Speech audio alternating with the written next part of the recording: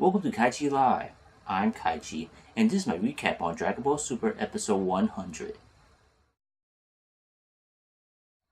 This is it. This is the 100th episode of Dragon Ball Super.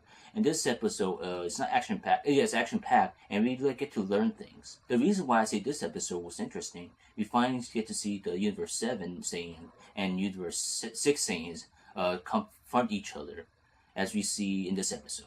After Caulifla saved Kale from a fighter, Kale did her best try to fight the fire, but fortunately for her, because since her lack of confidence and her weak personality, she wasn't able to defend them off, and she was needed to saved by Caulifla. After Caulifla sent one packing away and able to throw, I guess from Universe 11, the sumo guy, off the field, they went against Goku. Well, Goku was fighting. They spotted Goku.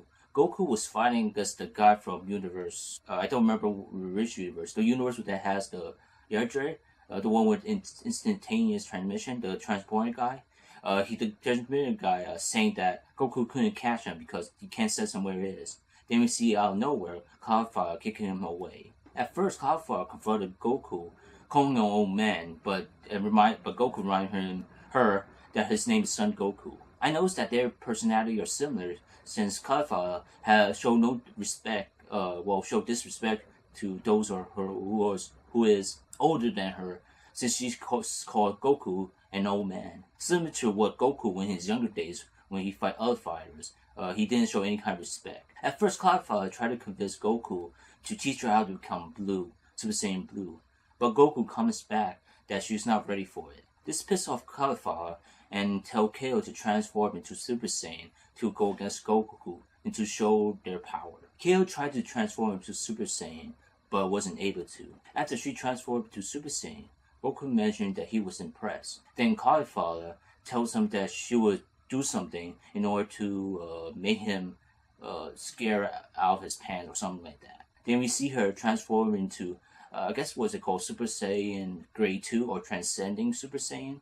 Similar to during that time during the Cell Saga, where Vegeta, Future Trunks, transformed into a bulk version of Super Saiyan or Transcending Super Saiyan, when Vegeta, or Super Vegeta, went against Semi-Perfect Cell. Then we get a quick fight scene between Goku and Caulifla in her Super Saiyan, I'm going to call it Grade 2, Super Saiyan Grade 2, as we see Goku easily defend himself by just pushing her out the way. At first, Caulifla wondered why she didn't land a hit on him. As we know before during the Cell Saga, Goku noticed that even though he became buff and had more power, but it lacked speed, as he mentioned to Caulifla that she sacrificed speed to gain power. When she tried to get up and to try again, but she wasn't able to. And once again, Goku mentioned that she shouldn't use that form for long fights because of the waste of power. After she transformed from that Super Saiyan Grade 2, we see Goku telling her that she should become Super Saiyan 2 and show her. After seeing Goku became Super Saiyan 2, she went up to him and asked her to show her, because she mentioned before that she was able to do it before, but this time around she wasn't able to. As we see, she became Super Saiyan Grade 2. She asked him, is it because of the same tangled fin on her backside? And Goku mentioned, yes, something like that. During that time, Beerus mentioned that Goku should just kick her off the field, but Goku mentioned that the things were about to get interesting. After she became Super Saiyan 2, Goku mentioned that he was really impressed and she might have the potential during the tournament of power to become Super Saiyan 3. This of course excites Caulifla, saying that she didn't know there's a 3. But he mentioned that she should focus on training in Super Saiyan 2 in order to get used to it. After that, then we get a fight scene between Goku and Caulifla. This we get an awesome scene of them fighting.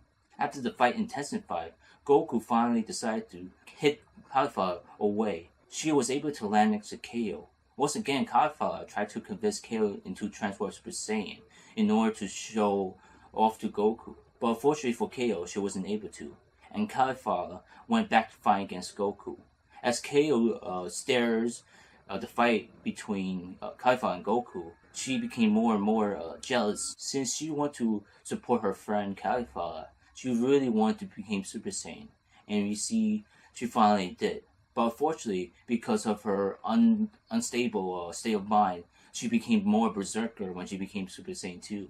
After became the legendary Super Saiyan, she went after Goku similar to when Broly went after Goku, saying his name Son Goku and want to kill him. This of course excites Caulifla as she wanted Kale to become Super Saiyan. Unfortunately for the rest of the field, some of the fighters noticed about her power level, especially Vegeta and Piccolo.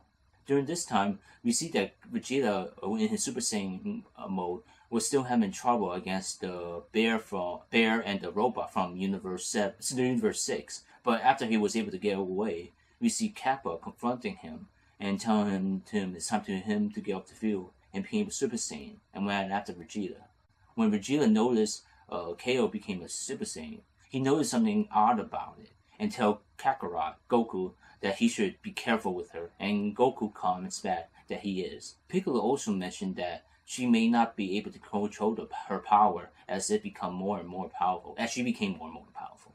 Then we get a crazy scene as we see Kale in her legendary Super Saiyan going after Goku, and we see Goku having trouble against Kale. We see her throwing Goku around, hitting him on the floor, swinging him around, and holding his head and crushing it through a bunch of the floor of the fighting field. At this point, Goku became Super Saiyan 2 in order to fight back against her, but unfortunately for him, it has no effect against her. This pushes Goku into Super Saiyan Blue, and we see him try to use his Kamehameha attack, full power against Kale. Once again, unfortunately for him, it has no effect.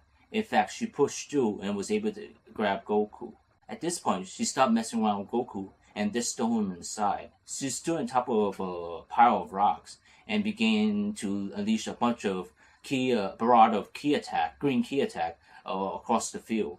We see her ki attack forcing the other fighters to flee off the field, not only get killed by those attacks. After she was finished, I think she went after Goku again. One of the Pride Troopers went after her, but he was no match against her. At this point, we see the Universe 11 Pride Troopers gather, and it seems like they were planning to go against KO in her legendary Super Saiyan. Finally, we get to see Jiren in action when he noticed how powerful KO became, and he stepped up telling the rest of the Pride Troopers that he handled it.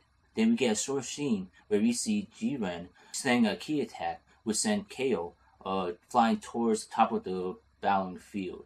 And he said, I guess he said something like, it's done, or something like that. And he detonated his ki attack, which transformed KO back to her normal self. Once again, we see Caulifla save KO, and I guess what's his name? Hit also was by them side. And when we see Jiren about to, now I guess they think that Jiren will go against him. But suddenly Goku came out of the rubble and say hi. And we see both Hit Caulifla taking KO away to safety. This is when the episode ends with Jiren and Goku facing off. But then again, Jiren just ignored Goku.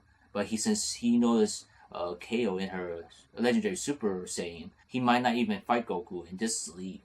Overall, this was an exciting episode. And an interesting episode, as I mentioned before, because we get to see the confrontation between Universe 6 Saiyans and Universe 7 Saiyans going against each other. And I also noticed that Caulifla mentioned her by her brother, forgot his name, that she has lots of potential, as we see her easily became Super Saiyan 2, and maybe in the end of this tournament, she may actually became Super Saiyan 3, mentioned by Goku. At first, I didn't like it this way, since I didn't have a problem with a female Super Saiyan. I just have a problem with how she didn't earn it.